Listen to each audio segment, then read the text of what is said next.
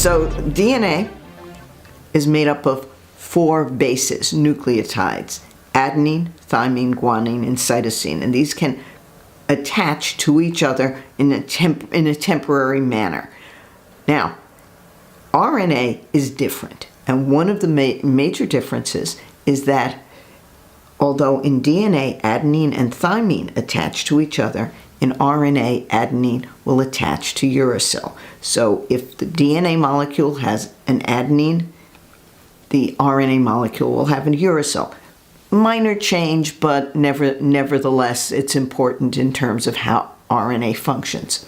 Now, messenger RNA, once manufactured, can leave the nucleus, which DNA is just too big to do. So it can leave the nucleus and go out into the cytoplasm, the basically water-like fluid that surrounds the nucleus and that's in the cell. There, it goes to an organelle that's called a ribosome. We probably have millions and millions of ribosomes in our cells. And the ribosome's job is to read the message on the messenger RNA. And it reads it in a code of 3 letters. So 3 nucleotides make up that code. And those 3 letters code for 1 amino acid.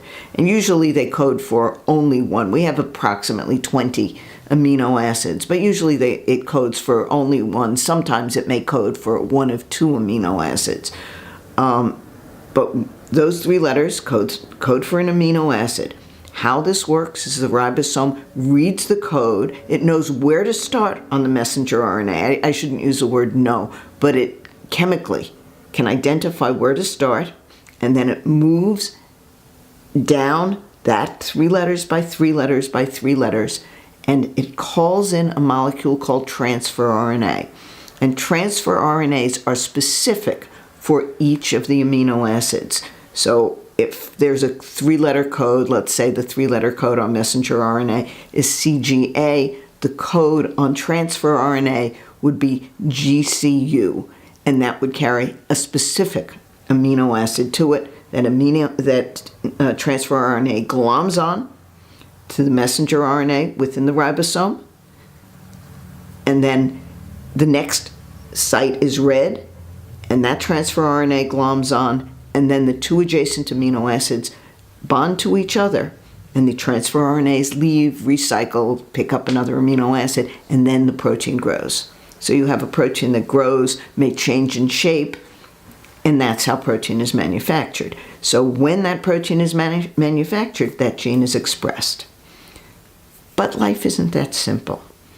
Science is never simple, because expression of the gene is one thing. But in fact, there are things that can modify genetic expression. So let's go back to that messenger RNA molecule. That messenger RNA molecule that's manufactured in the nucleus has 2 different kinds of areas in it. And those areas are pulled straight out of the DNA. All right? Area number 1, type of area number 1 is called an exon. And an exon is going to be the part of the DNA code that will be expressed in a protein. The other parts are called introns. And for years and years and years, they said, oh, introns were garbage, you cut it out, it's gone. And what happens is that there are enzymes that cut out the introns, and then the exons get to move together and attach each other, and then you have the real messenger RNA. And that is what's ready to be read at the ribosome. So what happens to the introns? They're not garbage. The introns, in fact, move out of the nucleus into the cytoplasm, where they end up through, again, enzymatic reactions, becoming RNAi. So these things are called microRNAs, and they become RNAi, which are considered inhibitory RNAs. What do? Well, there's your ribosome, the ribosome sitting, reading the messenger RNA, and they can attach to the messenger RNA and basically disrupt this process, which by the way is called translation, where you make the mRNA code into a protein, they disrupt it. And therefore, they suppress expression. So a protein suddenly that should be expressed isn't expressed, but it's not expressed in the cytoplasm as opposed to in the nucleus.